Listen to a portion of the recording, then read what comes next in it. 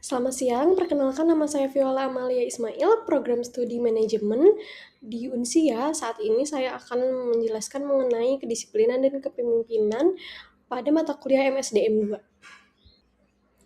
Pengertian disiplin kerja menurut Rifai dan Hasibuan yaitu disiplin kerja adalah sikap, tingkah laku, dan perbuatan yang sesuai peraturan baik tertulis maupun tidak tertulis atau pelanggaran yang berakibat sanksi. Pada disiplin kerja terdapat elemen dasar dan tujuannya. Terdapat 3 elemen dasar yaitu pertama, berada pada pejabat berwenang garis. Yang kedua, peraturan harus logis sesuai dengan keadaan dan dikomunikasikan dengan jelas kepada karyawan. Lalu yang ketiga, sikap pimpinan yang harus adil dan tidak tergesa-gesa dalam menyimpulkan pelanggaran. Lalu tujuannya itu membentuk sikap, tingkah laku, dan perbuatan yang sesuai peraturan, lalu mengarahkan tingkah laku pada relasi yang harmonis. Lalu yang ketiga, memastikan perilaku pegawai konsisten dengan aturan organisasi. Lalu ada indikator dan unsur menegakkan disiplin. Indikatornya diantaranya absensi, keterlambatan kerja, perputaran tenaga kerja, melakukan kesalahan, dan terjadi pemogokan. Unsur menegakkan disiplinnya yaitu peraturan yang jelas dan tegas, penjelasan mengenai apa yang diharapkan dari tenaga kerja, panduan cara memenuhi aturan dan tata tertib, lalu penyelidikan seksama atas latar belakang setiap peristiwa, lalu tindakan disiplin yang tegas bila terjadi pelanggaran. Lalu ada tindakan dan pedoman pendisiplinan. Pendekatan negatifnya itu peringatan lisan, tertulis, dihilangkannya hak, denda, dirumahkan sementara, diturunkan dari jabatan, lalu dipecat. Pedomannya diantaranya dilakukan secara pribadi, bersifat membangun, dilakukan segera oleh atasan, tidak diberikan saat bawahan sedang absen, dan sikap pimpinan kembali wajar setelah pendisiplinan. Menurut Stroner dan Melayu, kepemimpinan seorang manajer dapat menciptakan integrasi yang serasi dan mendorong gairah kerja karyawan untuk mencapai sasaran. Strata kepemimpinannya diantaranya ada top management, middle management, dan operating management.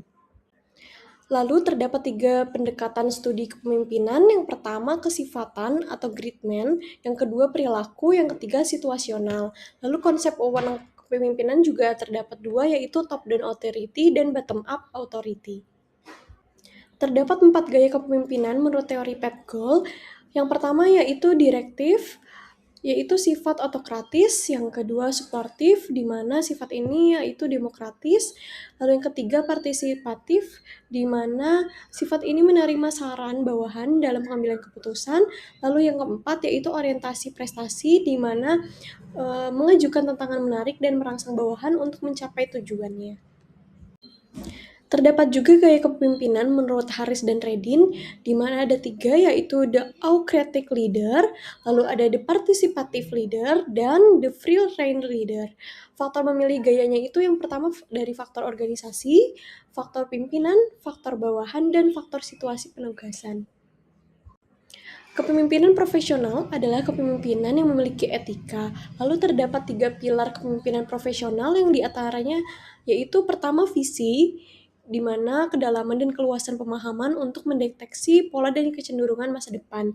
Yang kedua yaitu nilai, menentukan efektivitas pemimpin berorientasi pada organisasi. Yang ketiga, keberanian mengambil keputusan.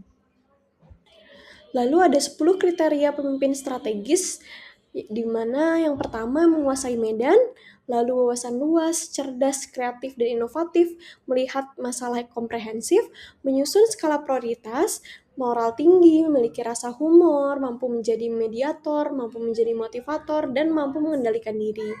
Nah, bekal untuk pemimpin ke depannya yaitu mempunyai karisma dan keberanian sebagai modal sikap, dilengkapi dengan kecerdasan intelektual, emosional, dan spiritual. Dari disiplin dan kepemimpinan ini dapat diambil kesimpulan bahwa yang pertama, disiplin kerja dibangun melalui aturan yang jelas, konsisten, dan ditegakkan secara adil oleh atasan langsung. Lalu yang kedua, kepemimpinan efektif mempunyai gaya baik direktif, suportif, partisipatif, orientasi prestasi dengan situasi dan karakter bawahan. Lalu yang ketiga, kepemimpinan profesional menuntut etika, visi, nilai, dan keberanian mengambil keputusan yang bertanggung jawab. Lalu yang terakhir, keduanya itu sama-sama bertujuan untuk membangun keselarasan antara tujuan organisasi dan pertumbuhan individu di dalamnya.